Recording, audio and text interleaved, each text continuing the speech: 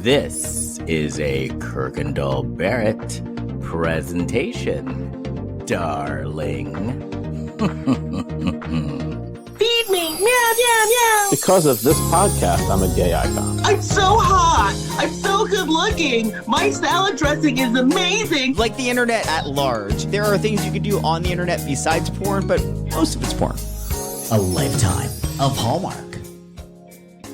Well, hello, everybody. It is your favorite day of the week. It is time for another episode of A Lifetime of Hallmark, where we talk about your favorite movies on both Lifetime and the Hallmark Channel and try to make sense of them. I am Les Kirkendall Barrett. Hello, Jason Bowers. Hello, Les Kirkendall Barrett.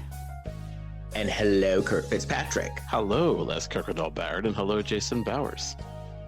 You sound you've got what they call neck nuts, Les. Because you've got that new microphone, and now you're speaking like really deep, like you're a classic rock DJ. Yeah, it's very formal. Neck nuts. Neck nuts. Yeah. Well, my neck nuts are dragging because if I'm sounding a little lower, it's because I'm still this. So for LA, last weekend was Pride Weekend. WeHo Pride Weekend. It was WeHo Pride Weekend because there's another Pride next weekend. My God! And pardon? You better stay home. It's too much. You know I'm not. Ricky Martin's going to be shaking his bonbon, so I got to be there. But this weekend wore me out, and Jason was there too. Sure was. All weekend. And it's Tuesday, and I actually got a good night's sleep and stuff and slept in and took naps, and I'm still exhausted. I did not, because I fell asleep early last night and didn't watch the movie, so I had to get up at 4:30 to watch it before I went to the gym and work. Oh. So did this movie put you back to sleep? Thankfully, I was able to stay up. It was the movie was fine. It was fine. It had some shocking things, though, I hadn't seen before. Oh, I know. I know. And before we get into this, I guess let's cut to the chase, because I'm also on a time limit today, too. Yeah, I got it, because I have a play rehearsal at 8, and I'm like, what the fuck? Play rehearsal starting at 8 o'clock. Jeez. Anyway... do we have any Blac Chyna news? Doing a piece of China. China. I'm talking China. The Blac Chyna report. Here's Kurt Fitzpatrick. Okay, well, real quick, there is a weird story I found for this week, but I'm not going to read it because I don't know the validity of this. But I was going to have to preface this by saying that we aren't saying this. This was in an article, but I also only found. I'm just going to read the headline. Okay. So I'm not going to read a different article. Okay, so the headline is Blac Chyna's mother, Tokyo Toni, accuses devil worshiper Beyonce of visiting Epstein Island. So that's all I'm going to say about that. Something weird about that. They also get in the article they get Tokyo Toni's age wrong. So I don't think this is real. It's apparently she did some kind of Instagram video where she was insulting Beyonce, but. Okay, this is from Yahoo News. Okay. Blac Chyna has an explained lifestyle change to her kids. This was just, this is pretty well, no, it says it's 2023. Oh, well, we'll just go with it. Blac Chyna has explained her lifestyle changes, has not explained her lifestyle changes and cosmetic surgery reversals to her children. The model turned reality star who has a son, King, 10. I guess it might be 11 now. Names all our kids. We know what our kids are. Okay. So she has been undergoing a series of procedures to reverse all her previous enhancements. We know about that. Having her facial fillers. I thought this was a recent article, but apparently not. But anyway, and when she was on Tamron Hall, she explained, I haven't really told them anything. I just lead by example. Like if I'm working out, they work out with me. I ask them to come to church with me. They're like, how far is it? And I'm like, oh God, because it's actually really far. I drive an hour and 5 minutes to my church and an hour and 30 minutes back every Sunday. Chyna has devoted herself to her faith since being baptized last year, I guess the year before, and she's also stepped away from saucy site OnlyFans and started having some of her tattoos removed. She's also undergone a breast reduction surgery and had her silicone butt implants removed. And the star has admitted she made too many changes to her body when she was as a teenager because of her insecurities. When asked why she underwent so many procedures at a young age, she said insecurities and honestly, what was kind of in at that moment. You know, like being in the industry, you want to have this image of yourself look perfect. You know, there's no such thing as that. There's no such thing. I felt the pressures of trying to hurry up and build my body when I should have just waited until I was older, because that's not going to happen. At 19, 18 years old, your body's not developed. And, you know, in my mindset, I wasn't thinking about that. And nobody was telling me, you know, right from wrong. So that's what okay. So first of all, yeah, okay. With that first headline, I do not want to incur the wrath of Beyonce. I like Beyonce. I don't need her mad at me. I don't need the beehive coming after us, because that would be a whole... We weren't saying that. This story was claiming the Tokyo Tony said that. Yeah. But you know how the beehive is. It's a weird site, too. It's a Times... Was it timesnownews.com? And this just didn't show up anywhere else. I hope to meet Beyonce someday, so I'd rather stay on Beyonce's good side. Let's remember we performed. No, I think you were doing it, performing in a venue in New Orleans where like Beyonce's sister had just had a wedding, and they got pissed off. Like the people who ran the venue got pissed off about how that wedding went for some reason, and they didn't allow us to do any shows there. Wasn't that the story? Yeah, it was. It was because it was in was in New Orleans. Yeah. But you know, any positive story about Blac Chyna these days is a good story. I wonder, though, here's the question. Here's the thing that I was wondering when you were reading this article. Have you guys ever seen those reels where, like, the dad has a beard and then he shaves the beard and puts puts a towel over his face, and the little babies, like, he'll take the towel off and the beard will be gone and the babies start freaking out? Yeah. I think so. I wonder if that happened with Blac Chyna's kids. Well, hers wasn't quite so overnight. Like, you know, like the tattoo, like maybe one goes missing and it's not such a big part of what they see her as. The breast reduction was probably the biggest one. True. Like, Mom, what happened? Your boobs are gone. Yeah. But anyway, you know, good for Angela. I'll get it more up to date. I thought that was a recent article. But still, I mean, she's still talking about her transition, though. Yeah, and I think these were some quotes and insight that we hadn't heard before as well. So, I do think she's going to get to a point where her brand can't continue to be, look at this transition that I made in my life. You know what I think she needs to do now? She needs to go on Dancing with the Stars. And that would be like, because Dancing with the Stars is good image rehab. That would be like the icing on the cake for like her new wholesome image. I posit that she's not a big enough star and hasn't even ever been asked to do it. Well, first of all, how dare they? And second of all, I don't know that to be true. I'm just that's what I would think. Well, I think she could. Well, she's done another show. Oh, the military show, right? Yeah. Or Special Forces. Yeah, she was on one episode of a Fox competition show nobody's ever heard of versus one of the longest running and still highest rated reality shows on TV. And if she doesn't do Dancing with the Stars, I think she needs to do The Masked Singer. That's what I was thinking as well. That's a good one for her. Yeah, just something wholesome and family oriented. And that would be like the best image rehab for her. They could get her on Sesame Street. They always have celebrities like teaching Elmo things. What would she teach Elmo? Like how to like work the pole? Yeah. Elmo loves the pole.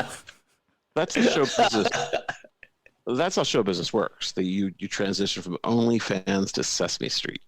Well, or if you're Drea De Matteo, you transition from a critically acclaimed Emmy award-winning show to OnlyFans.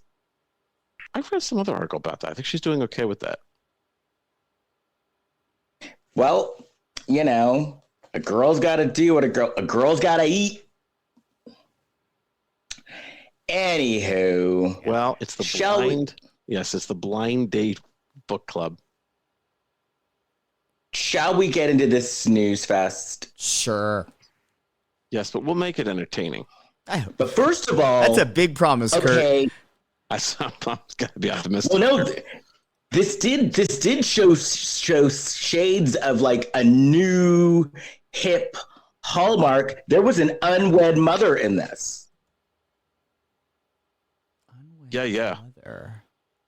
And Alice. How do we know she was unwed? Did they say it? Oh, he really? introduced her as Miss Waters. Ms. Waters. She never mentioned anything about a boyfriend. She was pregnant. Oh.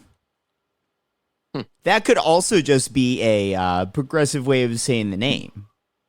And then Meg talked about how she talked about how she didn't know her father. She did talk about that. That I clocked and I was like, oh, okay. All right, there was Hallmark. no mention of death. Nope. With her dad. No, he's she alive. said dad was never around, or dad wasn't in the picture.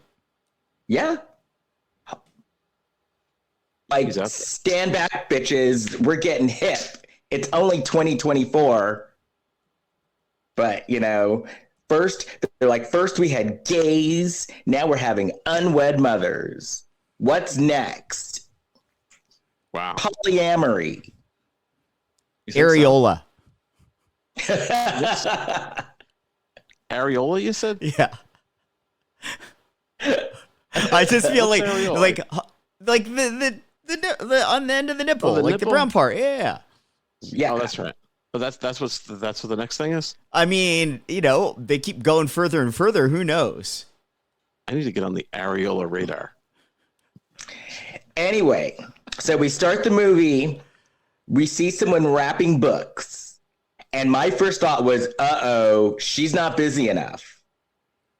Because normally we start our Hallmark movies with our heroine is always very busy. She was just kind of busy. I think it indicates loneliness. If you're wrapping stuff up with like a paper bag product, you know, like craft paper, that really indicates that you're very lonely. And I think they could succeed in that. Then they show us a little town. I thought it was Maine, but it was close to Maine because it was Nantucket. Yeah.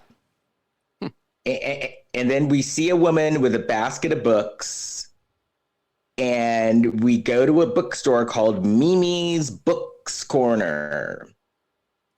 And we find out from our heroine, Meg, that her Aunt Renee is coming because Aunt Renee needs to talk. And we all know what it means when your relative is coming to town on a Hallmark movie and they need to talk when you run a small business. Yeah. All about money. Yeah. Or they want a kidney. Something's up. All the Hallmark movies, the love stories centered around your aunt wants your kidney. Yeah. And if you it know, was some relative, I had a relative I had heard from a long time, wrote me on Facebook. I was going to write her back. Do you need a kidney? She's like, hey, Kurt, how have you been? It's been a while. Yeah, let's get to it. How are your kidneys? So then, you know, it was a cute little bookshop, and they had this sign that said it was called the Blind Date with a Book Club. Mm-hmm. But we found out early on that no one ever got the title of the evening right, and they would call it the Blind Date Book Club. And Meg, someone from National Public Radio wanted to interview Meg. Yeah, this was just in terms of naming your characters was a really, really, really dumb writing choice to make one of the major characters named Aunt Renee and to have the NPR reporter named Raina. Confusing as hell. And then Mimi and Meg kind of was a little confusing as well. Well, like Mimi was a off-screen character. Like she's not, she's sort of talked about, but you never meet her. So you don't really need to keep track of who Mimi is other than like her name's and the name of the store. But then and Raina and Renee, they were different ages, but they kind of looked alike. Huh. I wasn't confused. One had the red hair. So that distinguished her. So then we cut to New York. So I'm like, okay, now we're in New York. Now we're talking. Because we're going to see someone who's busy. And then that means that there's hope for this movie. But no, they were lazy New York office people. And we meet Graham Sterling. He's a writer and he's coming out with a new book. And he's talking to his agent, and his agent's talking about how his book was just kind of meh. And the book that he wrote wasn't so he owes his agent a book, but then he wrote another book under a pseudonym, and his normal writing is like YA, like yeah. But he's trying something different. But his agent's like, we still need your YA book. It's historical fiction, but rooted in a romance. The way he kept explaining it never made any sense. No. But basically, it's historical romance. Yeah. Well, he was trying to write something that was real literature, but his agent didn't like it. Yeah. And his agent's like, they're not going to publish it. Right. And he was like, well, I'll just use a fake name. And his fake name was Dylan Turner. And he's like, bored with what he was doing. And he was like, I want to do something else with my writing. So then we cut back to Nantucket. And I kept on, like, during this whole thing, my head kept on going, there once was a man from Nantucket. Blah, blah, blah, blah, blah, blah, blah, blah. Anyway, so Meg is being interviewed by Raina. And she's giving like the history of the bookstore and talking about how her mom, Mimi, opened up the bookstore with her aunt. And then her mom died. Oh, yeah. I see dead people. And Meg, at the time that her mom died, was actually in New York doing commercial real estate. But she came back. She was in Boston, yeah, wasn't she? Oh, yeah, Boston. That's right. Boston. That's right. My favorite detail of this was they were doing this NPR book story. It was like a live report. They were treating it like it was live because they're sitting there doing the interview, and they cut to Graham, and he like inserts on the car radio, and this thing is on. Like they're doing a live show. And yeah, so Grant is on his way to Nantucket. And so he's listening to the radio, but then he calls his sister. And his sister also, there's no mention of a husband with his sister. And she has 5 kids. No, they definitely mentioned the husband. Because there's another scene where the husband took the kids out to a movie or something, so she had the house to herself. Oh, okay. Because I was like, damn, those kids are brats, too. That's nice. That family wouldn't want to actually do any activities together. Well, no, she was like happy they were gone. She was the happiest person on earth. She was thrilled. I do like where you thought this movie was headed, though, where it was the first Hallmark movie to feature all unwed parents. I was happy for a second because I was like, "Damn, Hallmark, we're really like jazzing it up." Anyway, old-fashioned test tube babies. Right. Oh, no, that was on Doctor Who a couple of weeks ago. Doctor Who had a test tube of baby?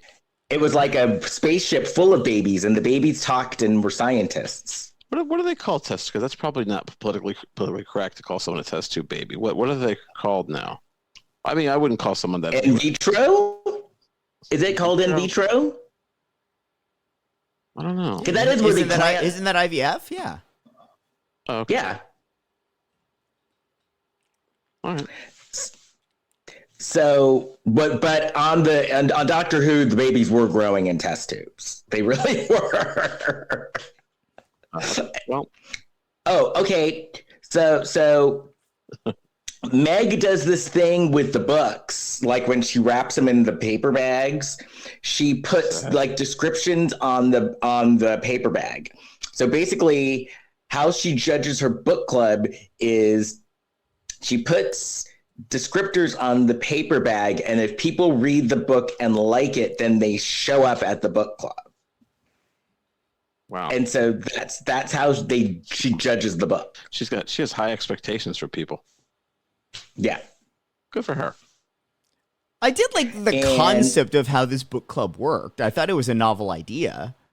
I'm not much of a reader, but I think if I were, I'd be intrigued by that. I would join a book club. Let's form one. But then I'd have to read, and I'm not much of a reader. And this, though, I mean, it would be good because the way that this one worked, though, single people did show up. Yeah. And they would hook up. So it would be a good way to, like, get some dates. All the hooking up in the Hallmark movie. There was some hooking up.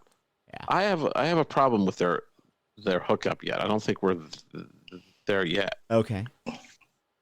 Oh, so then I'll express that when it comes. So then she's at the dock waiting for Aunt Renee, and these French people approach her and ask her to take their picture.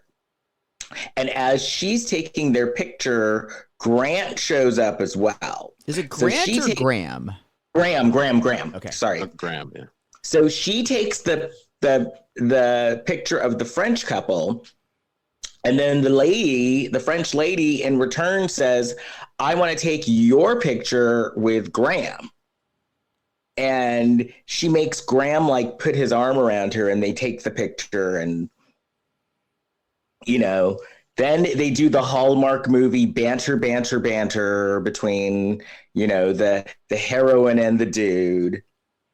Mm-hmm. And then Aunt Renee shows up. And then Graham is staying at a bed and breakfast or an Airbnb, I guess. Yeah. And Aunt Renee is like staying at this bed and breakfast. And Aunt Renee looks like she is ready for some fun. She is retired and loving it. Yeah. I didn't get that at all. I thought she was a real downer. She seemed like she was giving up. She's like, I wrote some of this down. She's like, I don't want to do anything. I need to move on. And because she's retired. Yeah, but it doesn't seem like she has much hope. Yeah, like I think it's a combination of what both of you said. She's retired. She's talks about how she wants to go travel in the world. We'll get into more later how that will happen. But she also keeps just talking about how old she is. And doesn't want to be doing stuff anymore. So, yeah, she's retired, but she doesn't want to be bothered with anything. She's giving up. I'm gearing up. Aunt Renee. Jump on my bandwagon. I'm gearing up. Kurt's like, I'm gearing up. Get me some cake. Damn straight. And they had some good sweets in this movie. I like that. You got me hooked. Faulkner. That comes up a little later. Aunt Renee. Mm-hmm. She says to Anna, well, you got me hooked on Faulkner. I'm sorry. Well, you got me hooked on heroin.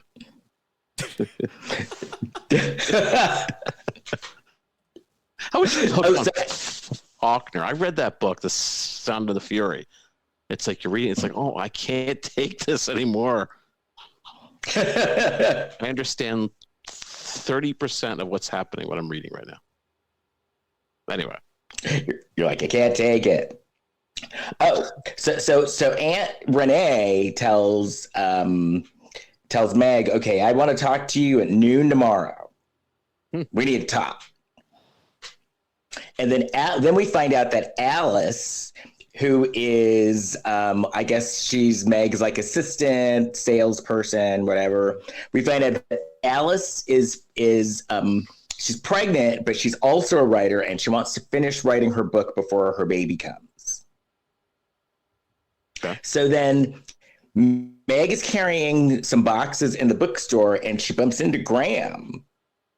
And they do the Hallmark dropping the box thing, and he helps her pick up the books, and he asks her about the book club, and he wants to actually participate in it.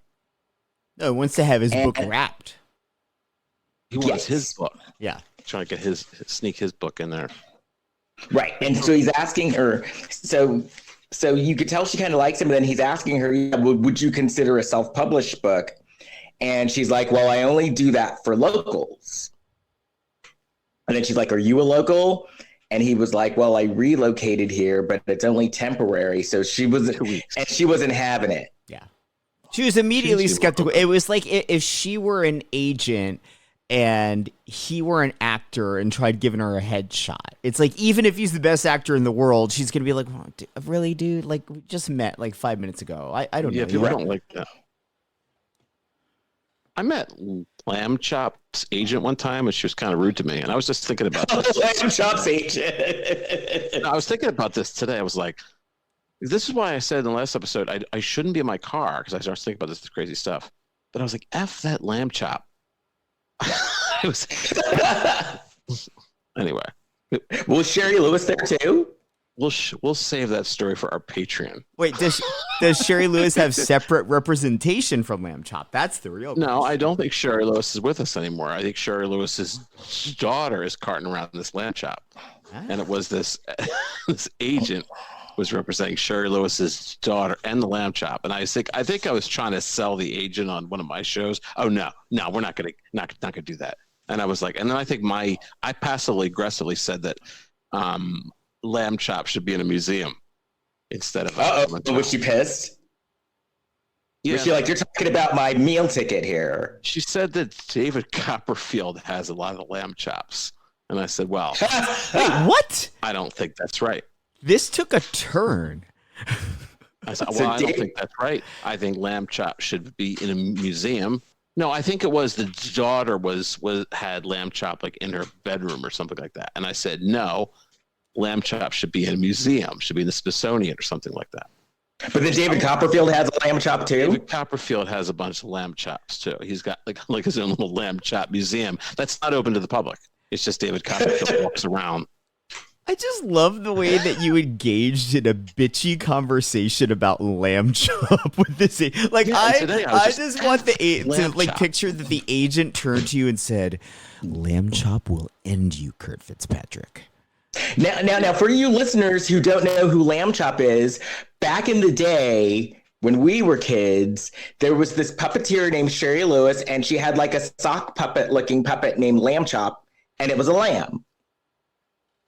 And she did like talk shows and Hollywood Squares. There was also Waylon Flowers and Madam. Oh, yes. Madam has got to be in the museum, too. This stuff shouldn't be lying around people's homes. All right. That's my cause. All right. I'm going to try to calm down from all that. All right. So your cause is what? Save Lamb Chop? Yeah. And it's just that I was really riled up this afternoon about this. Free Lamb Chop.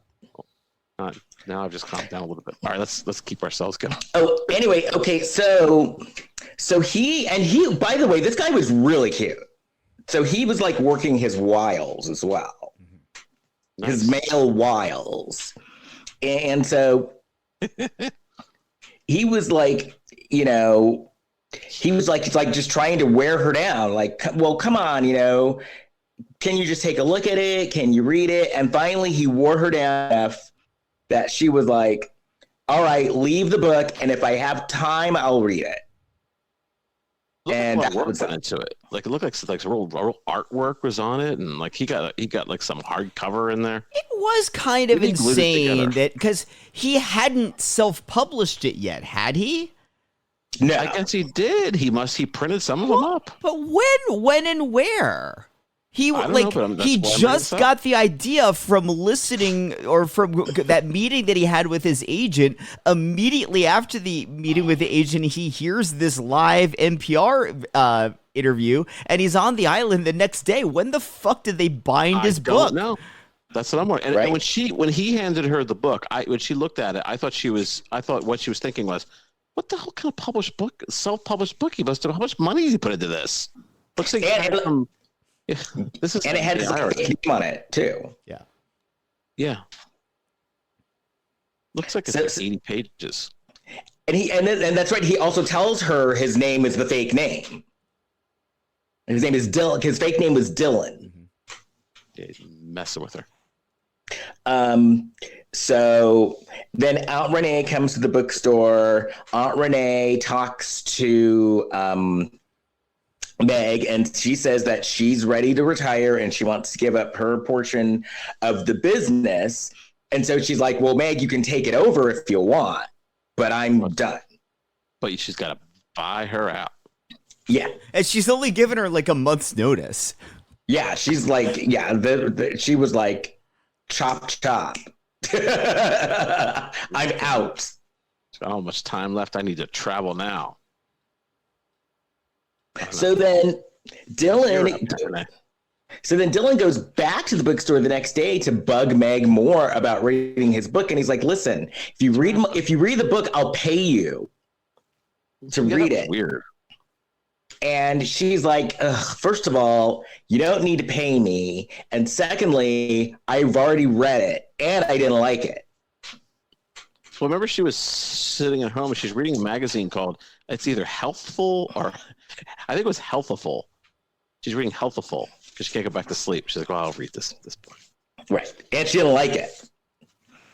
And I don't think anybody did. So then he pulls out the big guns. They're talking, and then he lets it slip that, I'm really not Dylan. I'm Graham Sterling. And Graham Sterling is this famous writer. Yeah, but I would have said the same thing at that point. She's like, well, I don't think you're a good writer. Oh, well, guess what? Right. I wrote the Da Vinci Code. Because it was kind of funny. Because it was like, she's like, I don't think you're a good writer. She's like, guess what? I'm Graham Sterling. And it was like, I was saying, what do you think now?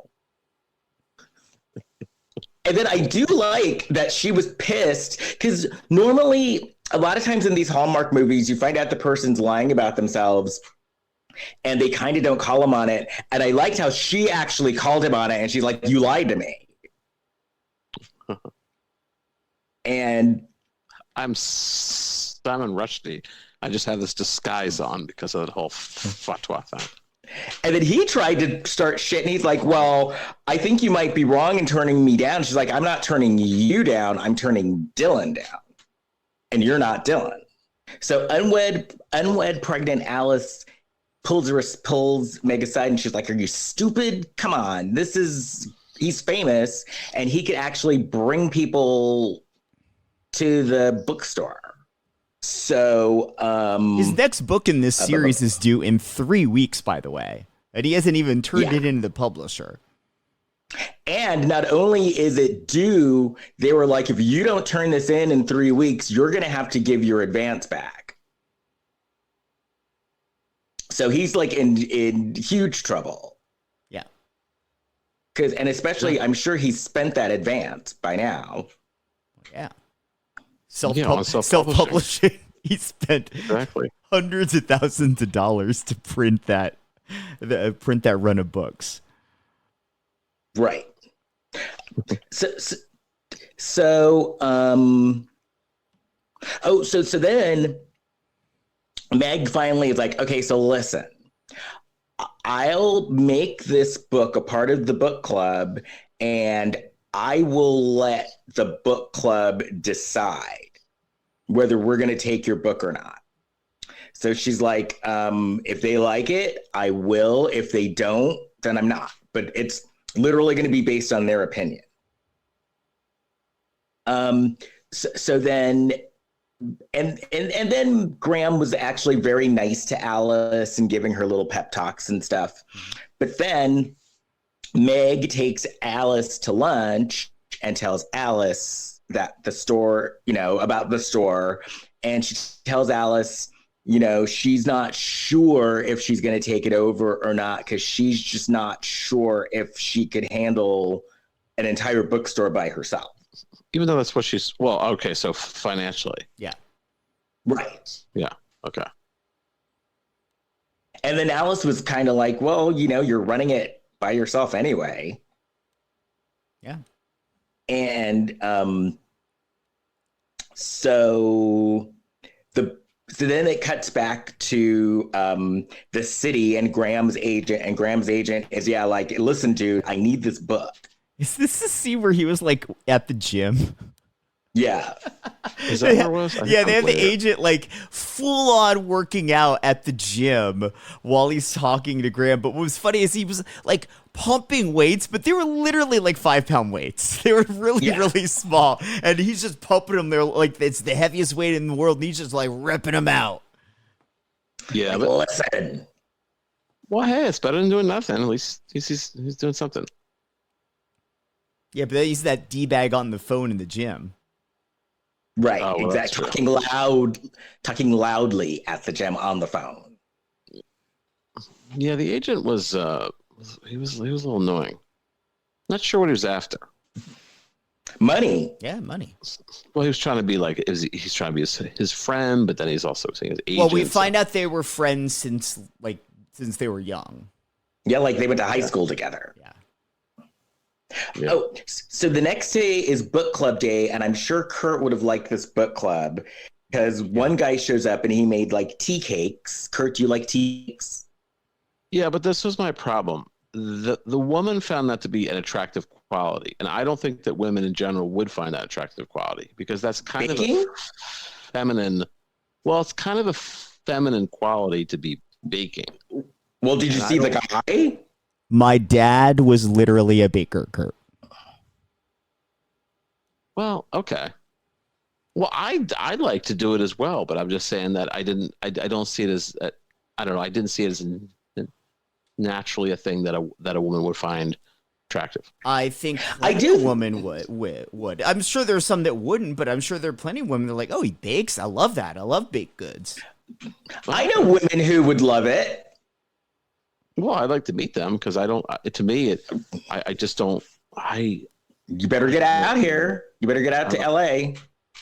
If women find like to be nurturing, to be nurturing is like a female quality. I almost feel like if a man is nurturing, a woman will not find that attractive. A woman wants a man to be like strong and protective. I think that is an outdated view of people's relationship roles. Here, I guarantee that I have some straight female friends that if you baked, they would love. Actually, as a matter of fact, I have a couple of straight male friends who totally bake. Well, I do all this stuff. I legit think you don't need to hide stuff like that. Especially if you bake like chocolate, like fudge and like cookies. I bet like women would like love that. Well, like chocolatey stuff. I'm telling you. I want to see it. Don't be afraid of your skill set, Kurt. Let your light shine. I'm frustrated. Bill, you better bake some cookies. Yeah, You better bake some Rice Krispie treats. I can make that. I made a Tom Cruise cake. What's a Tom Cruise cake? We've talked about this before on the podcast, and they actually reference it on the current season of Hacks. I made a Tom Cruise cake. He sends a cake from a bakery to different people on the holiday season. Yeah, it's this like coconut. It's some sort of coconut cake. Yeah, ooh, I wouldn't like that. It's from a specific bakery, but I found online the recipe for the Tom Cruise cake, and it's a pain in the ass to make, and it is a heavy cake. Oh, well, anyway, so this guy, Jackson, the tea cakes worked on, I forget the woman's name, but she was into his tea cakes and she was into him. Yeah. You thought he was a handsome gentleman? No. He was cute. Oh, I thought you thought that he was. I thought Graham was cute. I think they both are cute. Just different. The tea cakes guy was a little twinkier. And then Graham brought dessert too. Twinkie. Yeah, I'm You all know for what a that. twink is, right? Yeah. What? So Graham brought dessert too. Oh, and the twink was Jackson, and then the woman was Stacy. A twink. And then, so Graham shows up at the book club, but then at the end of it, Meg gives him shit because she's like, you didn't say anything. And Graham, once again, to Meg was like, listen, you give really good feedback. Can you give me feedback on my book? And once again, I will pay you to give me a real critique on my book. And Meg's like, no, I'm not going to take your money. And he was like, if you give me a critique on my book, then I'll do a book signing for you. And she's like, okay, I'll do that. So it's got to be a transaction of some kind. Wonder how much he was going to pay her. Well, like the part of his advance that he was going to have to give back. She should make at least as much as the self-publishing binding company did. Well, that makes some money. So then Meg goes to the city. She goes back to Boston to her old job, and she's talking to her old boss. And her old boss actually wanted her to come back. And, you know, the boss is like, a lot has changed, but I'd gladly have you back. Just give me your resume within a week. And then Meg is like, oh my God, you want something that fast? Yeah, I thought that was a weird response in that moment. Like, one thing if she's like, we'll have an answer on whether we're hiring you in a week, but just, can you send me your resume in a week? Seemed like an odd thing to bristle at. Yeah. But that company had it going on. That conference room was as big as convention hall. No, it was nice. It was a nice office. And it was a real estate operation, right? They must be doing well. Mm-hmm. They hinted. They said that in the script that they had a couple of good years. I'll say. So then Graham runs into Alice at the coffee house, and Alice is writing, and Graham gives her advice. He's like, just write what you love and just keep doing that. So then we see Meg, and she's wrapping Graham's book. Wow. And, and then Meg looks at Graham, and she's like, so I thought you're supposed to be working because all you're doing is like hanging out. And he's like, I'm procrastinating. Doesn't she like this guy? It sounds like she's kind of like alienating him. Well, I think she's probably still a little bit skeptical of helping him out. She's not quite there yet. She has, and she was right. I hadn't seen him like crack a computer open since he'd been there. Oh, he needs to deliver this whole book that he hasn't turned in yet. Right.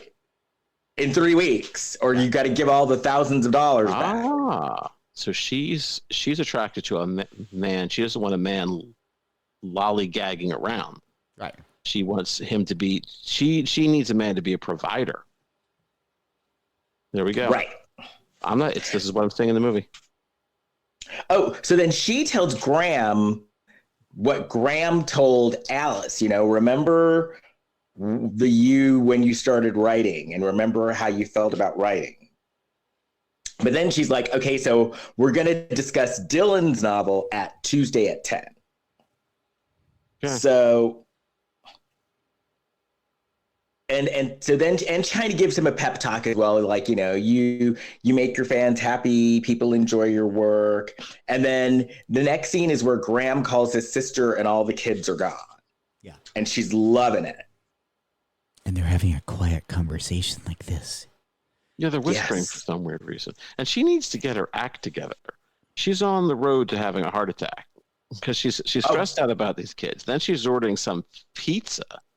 It's like, you better watch out for your blood pressure, woman. She has 5 kids, and they all look under the age of 10. Oh my god! She wasn't ordering pizza. She was having a frozen pizza. She's having a frozen pizza. You think that's good? The sodium level on that? Well, I think frozen pizza is pretty disgusting because I never get frozen pizza right.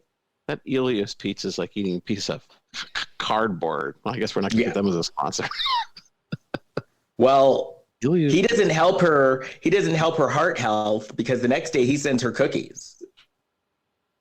Oh yeah, coffee. So she's caffeinated up and more muffins, and that's it.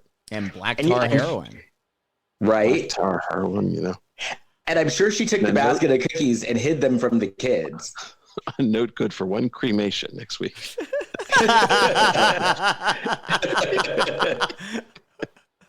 Imagine going to a crematorium and they're like, why? You want a gift card? What? What if they give it? So then Meg meets Graham at the water, and we find out that Meg didn't learn how to swim until she was 14. And I'm like, you Nantucket, you didn't know how to swim until you're 14? Late starter. Right. Then she's talking about how she took over the business when her mom got sick. And she's hesitant about shop because of her mom's memory. And then she breaks the news to Graham, I didn't like that book. And Graham took it pretty well, actually. Well, the criticism was constructive because she said, your other characters in your other books feel like real lived-in people. And she's like, I think that's why people connect with the books. Has nothing to do with being YA, just they feel like real people. And the people in this new book didn't feel like that. It didn't feel like a real experience. Right. So then she asks Graham if he's coming to the book club, and he says, well, I wasn't invited. And she's, you don't have to be invited. You just need to read the book. So then he was like, do you want me there? And she's like, well, yeah, I want you there. So then the next scene, she's trying on outfits because she's gussing herself up. It wasn't really a montage. She was like holding clothes up. Yeah, that was no montage because she was just holding them up. Mm-hmm. For a montage, you have to put the clothes on and spin around. Yeah, she wasn't doing that. So this time around, the book club is like crowded. Like the book club is packed. Well, she kept saying it was like a full house, but really when you counted the amount of people, it's like maybe 10 or 12 people. I guess that's a full house for the bookstore. Well, it's a small, it was a small bookstore. The kind of people are going to take time and read a book and actually go to some blind book club where you might not know any of the people there. That seems like a good turnout. Well, yeah, no, it was like it wasn't embarrassing at all. Like it was a good, it was a decent turnout. So then Graham asks Meg out to dinner, and he picks this restaurant, and she's like, oh, well, this restaurant is new, and we're probably not going to get in here. And he works his magic. And he had like a reservation because he's like, we're going to eat at the bar. And she's like, oh, well, it's even too crowded to eat at the bar. And he's like, burn. And he had 2 seats reserved at the bar. I actually liked that because he's rich. He's rich and famous. Yeah. He probably called in and said, I'm this famous author. They're like, oh, we'll have a table for you. Is he rich? He's a famous author. Well, yeah. He has like a series of books. He has like the book that he was going to write for this series, was like the 8th book in the series. He's probably not J.K. Rowling rich, but probably close. Yeah. Yeah. I don't know. Yeah, it was a popular series. Commanding so much money. If they have a popular book series, yeah. Oh, I didn't know this. Oh, geez, I'm going to go write a series. What would be what would be a good comparison to him? Like a real... the Hunger Games, Goosebumps, or like Hunger Games. You think he's supposed to be Hunger Games or like Twilight, like Twilight? Really? But he's got a whole series. Yeah. He's got like 8 books, something like that. Yeah. Yeah, and like because like Twilight and the Hunger Games are like YA novels. Oh yeah, YA is a big market. Which is why they wanted to keep writing them. Oh. What's his problem then? He didn't want to keep writing them. Lazy. He didn't want to what? He didn't want to keep writing them. So this scene I did kind of like because he was like, you know, why don't you just sit down and enjoy the evening? You were hard, you know, just let's relax and have a good time. I also liked it because so often in Hallmark movies, we at the end of the movie when they get a couple together, it sort of comes out of nowhere. Like we never see any actual dating. We never see like them actually trying to start a relationship. It normally just goes from like, oh, we built this gingerbread house together, and then like I've been in love with you the entire time. And there's never any like ramp up to the romance. This we're getting the ramp up to the romance. And so like they're talking and oh no, go ahead. No, this is where she explains that she never knew her dad. Oh. Yeah. And then she was like, it took a village to raise me. And she didn't like the dessert. It was lobster ice cream. That sounds disgusting. It does. Yeah. But then he was like, well, and she's like, well, I don't see any feelings. And he's like, well, why are you only brutally honest with me? Which is true. Yeah. So then he walks and he asks her out again and then he kisses her. Yeah. Well, he goes and walks her home, yeah. But that's realistic. Like a peck on the lips at the end of a first actual date. They call it a date. Well, the realistic thing is the guy then says at the door, I have to pay. I actually got to pay. And then you get in the house. And then Aunt Renee like sent a text. Yeah. And you make out. Okay, yeah, what's Aunt Renee up to? She's problematic to me. Because she's like, I need a decision. Yeah, why was she problematic? Because she's winding down too much. She's too negative.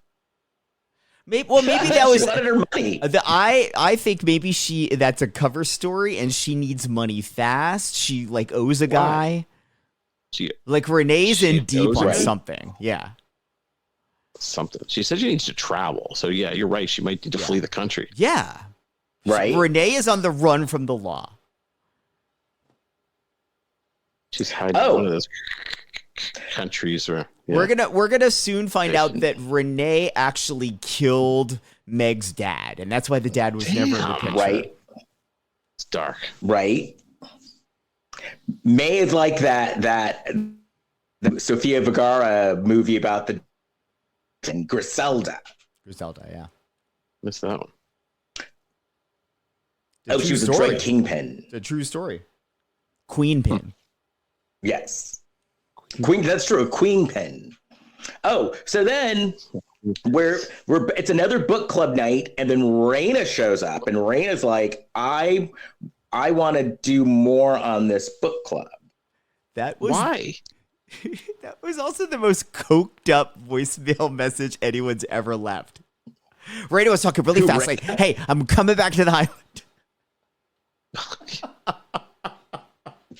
And so NPR, there's a ongoing demand for the news regarding this book club. Look, they're doing live reports from this fucking bookstore that Graham hears on the radio. And this is like, and then Aunt Renee shows up and she's like, "Well, I want to go to book club too." Yeah, I have to assume it's not an election week. And then Graham gave Alice like a little gift, like a little book. And then Alice and Graham are talking, and Alice is like, "So Graham, what's up with you and like, what are you talking about?" And she's like, "Everybody in all of your books does something with apples." And he's like, "Oh, I never thought about that." Oh, and then at this thing, Meg was serving limoncello spritzers. Does that sound good? Sure. I've never had limoncello. I guess I will never have limoncello. It's a lemon liqueur. It's really sweet, like really, really sweet. Mm-hmm. I would like it though. I like sweet stuff. If you want something enjoyable of surrounding limoncello without actually drinking it, though, just look up the clip of Danny DeVito on The View where he was drunk on limoncello. I watched that episode in real time when that happened, and he was on like fucked up. That was funny. He was so fucked up, and then they were like trying to talk to him. And he's like, "I was up all night." And It was like George Clooney or someone like that. He's hanging out with. Yeah, like all night. And he's promoting some stupid movie, Deck the Halls or something like that, with Matthew Broderick. Who, Schwarzenegger was, DeVito. or no? Well, DeVito may have been promoting that, but DeVito also had his own line of limoncello. He was drunk on his own line of limoncello. Yeah. Oh, well, that's smart. Yeah. Okay, what's the net worth? Yeah, that was funny. I remember that. What's the net worth of R.L. Stein, who writes the Goosebumps books? What is it? Like 100 million? What do you think? I'm gonna say 40 million. No, it says 200 million. Oh no, I bet. All right. So you better get writing your young adult novels, Kurt. Yes, I think I'll write one this evening. It's due in 3 weeks. Okay. I could do it. Nuts. So we're at book club night, and then and Terrence is still calling Graham saying, "Listen, dude, you need to get this book done." They're at the book club night, and Raina looks at Graham and she's like, "You look familiar," and he's like playing dumb. And then they start having a discussion, and people did not like that book. No. People did not like that book. And then someone recognizes Graham. Yeah, because his face is on the cover of his published books. Yeah. And then it was that Twinkie guy who you were saying. Yeah, Jackson. Before. Yeah. He's the one that recognized him. And then it becomes this big thing. And then Raina is like, "So then did you pick this book because he was your friend?" And Meg is like, "No." You know, because Meg didn't want to do the book in the first place. This was so wild, though, that it was being treated like this sort of gotcha journalism moment from NPR. Like, she didn't do anything wrong. It's her fucking store. She can do whatever she wants. Right. And especially since she did like a blind thing, and she let people decide on their own whether they liked it or not, and she wasn't doing anything to stop them from talking. Yeah. She's letting everybody have like a fair say. Yeah, but he was a dumbbell as well, because he's the one that let it slip that he wrote the book. And don't you think if this was some heated NPR story, there'd be like a line around the block for this book club at this point? Oh, totally. But then it was Nantucket, so you know. There's a lot of people. There's a line waiting to get on the ferry to come to the island. So Meg gets so pissed at this point that she's like, "I'm selling," and kicks everybody out. Rude. Yeah. Well, she's like, "I'm selling. You don't have to deal with me anymore. Get out." They were dicks. Yeah. But then, You dick. Renee was, as she was leaving, she was like, "Actually, Meg, I like what you did with the place. I like it." And she's like, "Your mom did your mother proud." And then the next scene, Graham is talking to his sister, and then he's like, "Well, you know what? There's this woman who I like." And then we find out he's staying in Nantucket. And then he's telling his sister he realized that he loved writing again. Mm-hmm. And then he's talking to Terrence. Terrence likes his book. He also says that he's going to send Alice to Terrence. So he's going to give her help. And then Meg goes to the bookstore and he says, my nieces and nephews say that you're the GOAT. And then Meg's like, oh, okay. I've decided to keep the bookstore. And that was it.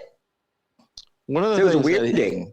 One of the things he tells the nieces that when he describes her, he said she's funny.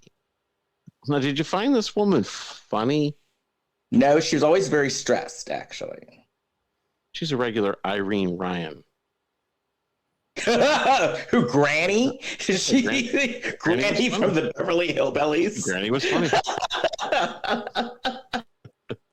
Did not get that reference at all. Anyway, I don't either. But we'll have to discuss this next week because I got to run.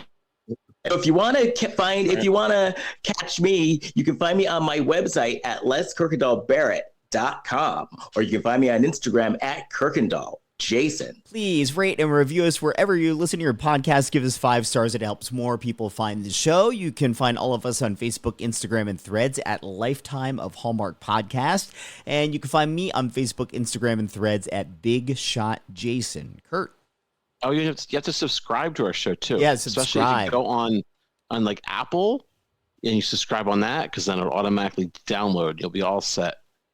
And I have a show, The Jester of All Maladies, at the Green Bay Fringe Festival, very first Green Bay Fringe Festival in July. To look that up. That's it. And speaking of shows, well, first of all, you can find us on Apple, Spotify, Audio, and many other places. And yes, give us 5 stars. Also, speaking of shows, I am actually running because I'm running to a rehearsal that I've got to be hour, but I am at a show at the Hollywood Fringe Festival called The Transpiring, which opens on Saturday, June 8th. You could go to hollywoodfringefestival.org to find out more about that. And in the middle of my LA run of that show, I fly to Atlanta for 4 days to do my show, The Real Black Swan, Confessions of America's First Black Drag Queen at Lavender Fest. And for that, you can find out more information at outstages.com. Anyway, I'm exhausted. I really just want to go to bed, but I have to go to a goddamn rehearsal for 2.5 hours. So, until next week, bye. Bye. Bye.